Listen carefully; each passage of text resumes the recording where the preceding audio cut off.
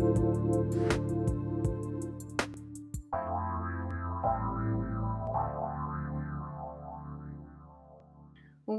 up, everyone? It's your favorite health and fitness coach and the ultimate boss up babe. That's me, Karissa Adkins, and you're listening to the BossUp Babe Podcast show. I am all about bringing you those tips and expert coaching advice to really help you boss up and thrive in your everyday life. Now, I have got an amazing expert on the show with me today. And I'm so excited to be able to introduce her. She is the boss babe and spiritual expert, Miss Brittany Young. And Brittany and I have known each other for about a year now, I think. We met like one time, we had a Zoom meeting, and I just fell in love with Brittany's, her spiritual life, just her overall essence of everything of who she is. So we've collaborated on Clubhouse and Zoom, and we're even thinking about hosting a wellness retreat coming up in 2021 or 22. So Brittany is a total mom boss. She is doing the damn thing, right? She's the CEO of Brittany Young Intuitive Consulting and a soul activation medium. If you don't know what that is, she's going to be able to tell us a little bit more about that. But she is helping women of power and wealth and influence move from like that busy, hustling CEO mama to not only a badass CEO mama, right? But also mama now that plays and like really puts pleasure into her life. Brittany has spent 15 years in the pharmaceutical industry working with CEOs and top executives and has closed multi-million-dollar deals in sales. So today, Brittany works with women in the financial sector. She works with doctors, lawyers, and women in the corporate world. Brittany, welcome to the Boss Up Babe show. Woo! Yeah. So pumped to be here. Hi, Karissa. Thanks for having me on. Absolutely. I'm like, if we could have a dance party, we would, I'm sure. So I've got the radio. Yeah. Nice. Well, welcome to the show. It's an honor to be able to like take this from crazy Clubhouse where I don't get to normally see you to a live radio show. I'm so excited. Really quickly before I dive into your story, and I know a little bit about it and it's so powerful and I can't wait to share with our listeners about it, but tell me a little bit about what you do as a coach and who, the type of women that you help and how you really get them to boss up and move away from that constant hustle and more into a life of play and pleasure. So tell me a little bit more about that. Oh man, where do we begin, right?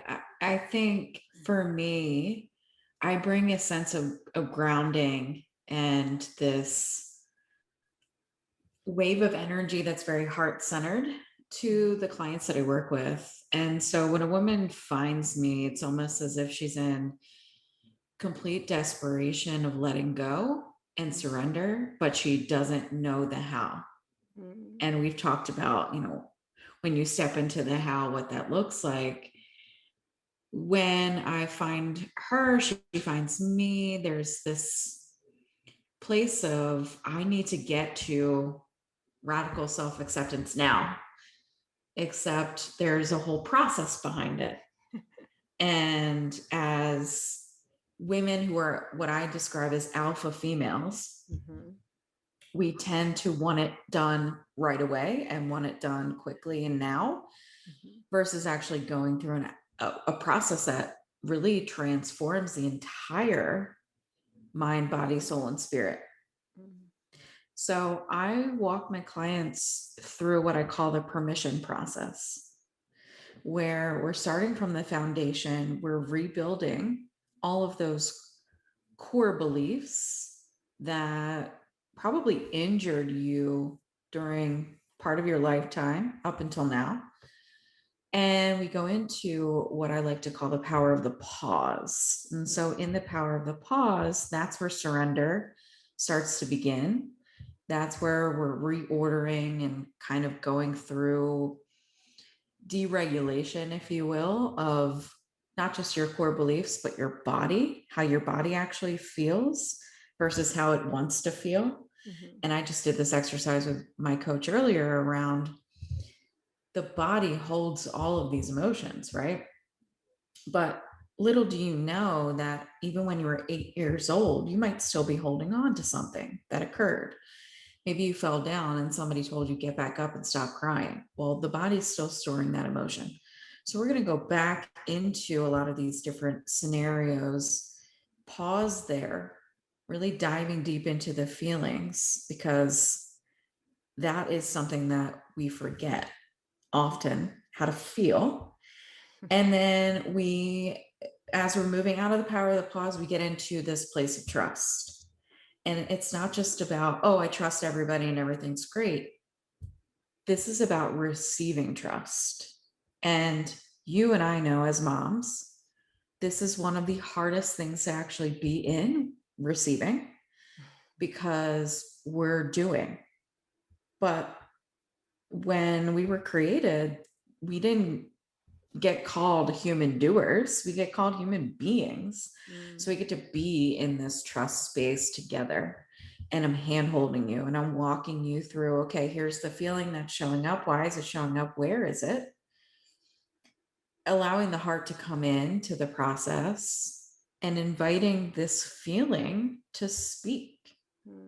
We don't give it the opportunity to do so. And then it stores in the body and we wonder why.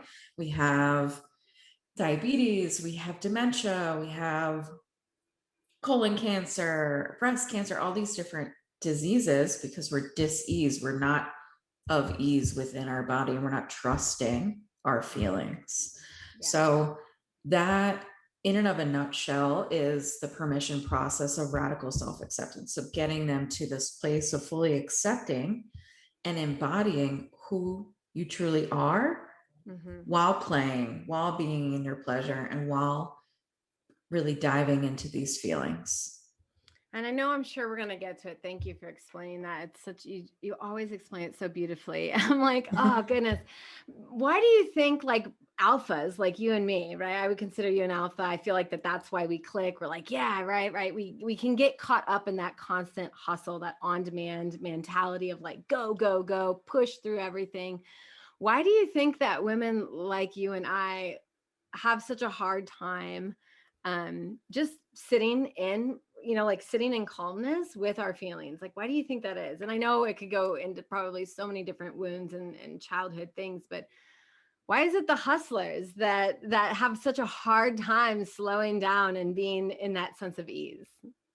It's not taught. This is something that is almost a condition. You were raised a certain way. I know I was raised to buckle up, and strap in and go. Yeah. And now when I sit back and I look at all the different ways that I was taught, I'm recorrecting. I am forgiving myself. And so as a hustler, as somebody that is of that mindset that yes, you can grind and yes, you can get things done, but there's this completely other side of you that wants to be seen, heard, and supported. And she's often put on the back burner because it's this fear of letting her almost quote unquote win. That competitive nature of letting the heart win. It's like, no, thank you. She's just an organ. It's just there. I don't have to mess with it. I don't have to go there. But letting the heart win and bringing her into these different scenarios or cases within your body actually gives yourself this opportunity to still be in hustle, but approach it at a different angle rather than the masculine way of like, I got to be in action all the time. And if I fall down or somebody says no to me, oh, it's okay. Like I can correct it a different way. When in reality, no, sit with the no. Why did that come up, right? Why? And why are you not trusting that something greater is coming on the back end? I think that's really the biggest disconnect that we tend to find ourselves in, at least I do, when that trust piece of, oh, you're actually being given something greater, but you're not allowing it. Yeah. Right. Yeah. Something's holding that moment of just in pleasure. I know we think of all different things, but yeah, like there's pleasure in just being at peace with where you're at. There's pleasure in all kinds of different things, but like heaven forbid we allow ourselves to have pleasure of like we could actually be successful career focused women and not have to hustle hard. Like what? I don't even know about any of that. So I know just like we've had a conversation about that a couple of weeks ago. I learned really to unblock a limitation that I was just allowing me to stay stuck in this constant hustle. And I learned over, just in a matter of a coaching session. And you know how powerful coaching sessions are. I mean, you and I, we both get to do them every day with our clients. But, she was able to unlock something where I now view my hustle as a tool and I use my flow as a tool. So when I sit in my body and I'm like, why am I so tired today? And I'm like, okay, it's okay. You don't have to, pull out the hustle tool. You can actually pull out the flow tool and just be at peace with that. Like not thinking I'm missing out on everything. So I love that. Thank you. Question for you, because I find that most coaches that I speak to, most experts, we all have this moment in our life where we had to boss up. Like I am a health and fitness expert and coach, right? Because I've gone through this pain that most of my clients are in. They're overweight, they're obese, they have zero energy, they don't have any confidence. Like I've been in that shoe, I've walked in it, I know how that pain feels. And so over my own transformation, somewhere along the lines, I bossed up and became this powerful coach that just wants to help other women get to the same spot, at least to the level where I'm at, plus and beyond. So as as a spiritual coach, as this badass female like yourself, what story, what moment in your life did you have to kind of look at and be like, okay, if I don't change the direction, you might not have been here today. Like obviously our stories lead us to where we need to go, and we have to trust that everything is happening for us and for the right reason. But tell me about a time in your life where you totally had to boss up. Couple of moments, but the key one that sticks out is I went through an alcoholic journey. We'll call it that. And so I spent 10 years just me and the bottle hanging out. And it was my best friend, but it was also my biggest enemy. And in 2013, I decided to put the bottle down. But on the other end of that, I too was suffering from, I would say, obesity myself, being, I would say, about 40 pounds overweight and no confidence whatsoever, no regard for self-love or who I was. And during my drinking career, I would say that I really didn't understand what self-love actually was. Mm-hmm. Nor did I care, right? I was too busy partying and understanding that my life was being wasted away. And yet I was putting money and effort towards drinking and people pleasing rather than putting that back into myself. So when I put the bottle down in 2013, I like to tell people that I hit a rock bottom so bad that it bounced me back into reality. And that reality was, hey, you're going to die if you continue down this path. So the boss up moment was not just putting the bottle down, but then taking the step further and walking into what I really am so passionate about. And I think that's how you and I feel about one another when it comes to fitness, is I walked into a CrossFit gym. So I didn't go to rehab. I didn't go to the church. My recovery was CrossFit. Oh my God, was this painful? I mean, I don't know, y'all listening, if you've ever gone into a CrossFit gym, but trying to do that 24 to 48 hours sober, probably not the best idea. I don't recommend the way that I got sober to anybody listening or anybody that's on this path to recovery and sobriety. But it's what I needed.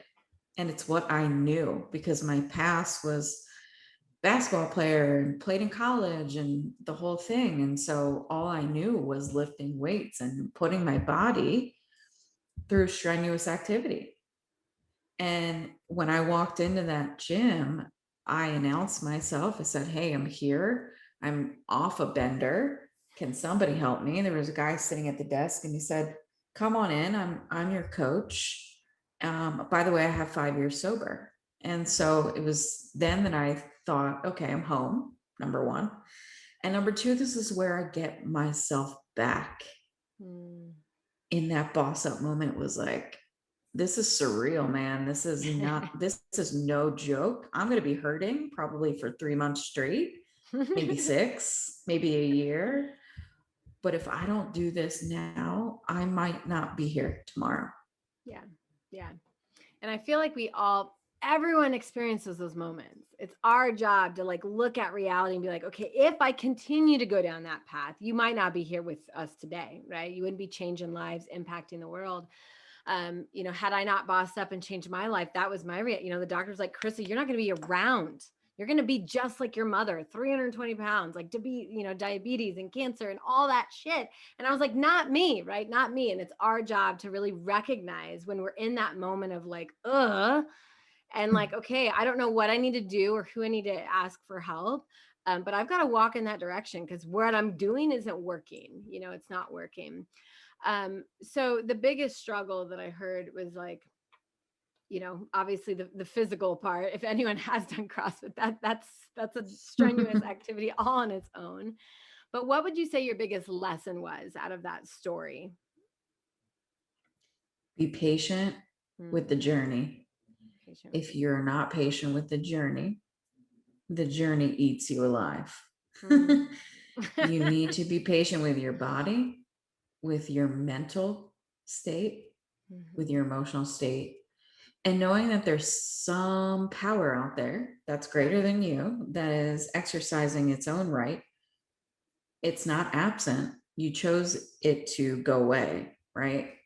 And during my own journey, I put God aside and allowed spirit to just kind of sit there and wait for me to say I'm ready. So it's really difficult for when you're asking this question, it's like really difficult to just sit in one space, but patience is so difficult for us to even get to, right? But you're going to complete a cycle always in life. And if you make that choice to up level, and as Karissa says, boss up and be that person that wants to get to the next stage, you need to understand, yes, patience is a virtue, but it will carry you through some of the toughest moments in this lifetime. Yeah. I know you mentioned earlier a sense of people pleasing, but I really want to talk about expectations because I'm sure, right, when you walked into that gym, you had some kind of expectation on your brain. That this coach of yours had some kind of expectation for you. Like we set such ridiculous expectations half the time for ourselves. But let's talk expectations here before we kind of take a moment to introduce you and how our audience can find you. So let's talk expectations. What were you thinking? How can someone I don't want to say lower expectations because that has like this bad tendency because as a high achiever, A-type, I'm like, I always expect to be up here. But sometimes the reality is I need to just be in flow and calm the F down. So let's talk expectations real quick. Sure. I'm going to give you an example of a client of mine. I'm not going to use her real name, so we'll call her Bethany. So Bethany came to me back in December and said, this is what I want from a coach. This is what I need. Can you get it done in 2 weeks? And I said, so you basically are coming to me and telling me that you want to correct or fix your life's problems in 2 weeks. And you want to also be one with your feelings in 2 weeks. Got it. Yep. Let's check that box right now. Yeah. Are you fucking kidding me? So here we are now. We're in the 4th month of our 12-month contract working together. She signed up for a full year. This woman came to me with, okay, my business needs to look a certain way.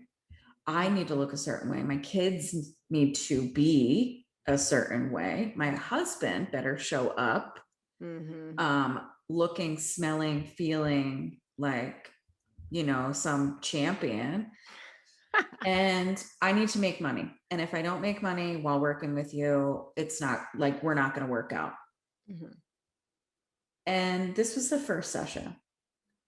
And so I said to her, why do you feel right now in this moment that all of these things, Yeah.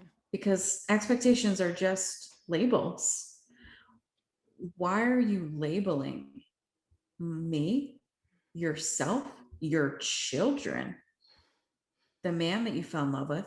Why? And she goes, because nothing is ever good enough. So we're trying to reach this ceiling when it comes to expectations, and it's a glass ceiling. And we're trying to continue to walk up the hill, to push the glass out of the way to get to the top of the summit. But in reality, and it's not about lowering the expectations, it's about sitting with them and asking them, why are you here? Why do I want to lose 50 pounds? Like, why am I expecting my body to say yes to that? When in reality, maybe the body is holding on to some sort of emotion that you have yet processed. Hello? Yeah. Or, okay, you have a disease. Let's say you have an autoimmune disease. I have one. I think you do too. Yep. Right? I have a gluten sensitivity. If I go ahead and I eat that stuff, I can't expect to function the next day. But if I try to push through it, forget it. My whole body shuts down. It's a reaction that the body has, and then the response within the human becomes a negative result. So here we are, fast forward with Bethany 4 months later. She's tripled her income. She went from 20K to 60K a month. She is now only working 3 days a week. Her children know who she is. She's falling back in love with her body and the feelings that she feels. Now, of course, expectations will still come up, right? Because I'm a new mom. I expect this weight to fall off, but I have to know and feel that my body is still transforming, right? So is yours. Every time you walk into the gym, every time you pick up a dumbbell, the body is still adjusting to what it did yesterday. Yeah. So let it catch up. That's the biggest lesson of expectations. Let the body, let the feelings, let it all catch up. So you never have to reach the glass ceiling because there is no ceiling. No. Right? Gosh. I used to have this like terrible sense of like, I'm not enough. And it stems from childhood experiences. But I had a coach one time. He was like, what would enough feel like? I'm like, well, that would actually be freaking terrible. Like, it's not in my nature to even reach enough. And he's like, then you're setting yourself up and like always feel like this sense of it's not going to be enough. Yeah. I was like, oh my God, breakthrough, right? I was like, yeah, I wouldn't actually want it to be enough because then who would I be if I wasn't chasing something else that's bigger and brighter? And I'm like, I love the chase. I love building a business. I love, like, so it's crazy to just switch my mindset and reframe like, what is enough? I'm like, I'm glad I'm not enough because then who would I be? I feel like I would be settling for a mediocre life. And I think if anyone else is listening out there, just kind of even thinking about like, what does it feel like to have enough? What would that look like? So with just a couple of minutes left in the show, Brittany, gosh, 30 minutes goes by so freaking fast. Really quickly, where can our audience members obviously find you if they want to connect with you? Sure. And thank you for asking this question. So I'm active very much on social media, both Instagram as well as Facebook. And on Facebook, my name is Brittany Young. And on Instagram, my name is Brittany M as in Mary Young. And I actually, in the month of June, am hosting a summit called the Divine Self Summit. And so that's a 5-day journey of transformation for people to step into, listen to a bunch of our live speakers. And we're walking people through the mind, body, spirit, abundance, and relationship journey. And that will be coming out, like I said, in June. And you can find the landing page, AKA the divineselfsummit.org. That's where you will sign up to get your ticket. And super excited for that to to be popping off soon and all the things. Love it. Love it. And y'all, I will make sure I get that information from Brittany and send it out, at least the follow-up from this video. You'll hopefully be able to find that, more information on that summit. So if you're listening to today's show and you're in this place of struggle and overwhelm and just the constant hustle, I would definitely reach out, to Brittany if you're looking to boss up your business, your life, your career. She is the amazing expert. I told you that. And we just heard an amazing transformation story, not just financially, which is what we all seem to want to chase, but this sense of peace. And I bet her relationships are better. I bet she's having more sex, all of these things that just shifting your mindset can do for you, and just reframing everything on how we feel is beautiful. And I want to thank you for being on today's show with me. If you are a purpose-driven woman who is looking to lose weight, double your energy, and feel sexy and confident without dieting and excessive workouts or that nasty guilt motivation, I would love to help you boss up. You can always find more information about me, Karissa Adkins, at 365dailyhustle.com. So with that, ladies, boss babes, queens, and mamas, I hope that you enjoyed today's Boss Up Babe story, her tips. I will make sure I go put those in the notes, the little golden nuggets that I heard out of there. And in case you missed any part of today's episode, please head over to 365dailyhustle.com. You'll be able to catch the replay in just a couple of hours. And Brittany, any final last thought before we end? Yes, I want to end with this quote, and it's an unknown quote. I am reconnected to myself when I love myself. Sit with that. Ooh. Y'all write that one down, sit with it, journal with it, talk about it with your partner tonight. And Brittany, again, it's been a pleasure to have you on my show. I hope everyone out there stays thriving, and always remember, it's your choice to boss up. Thank you for listening to the Boss Up Babe radio show with Karissa Adkins, bringing you tangible tips and expert coaching advice to help you boss up and get healthy.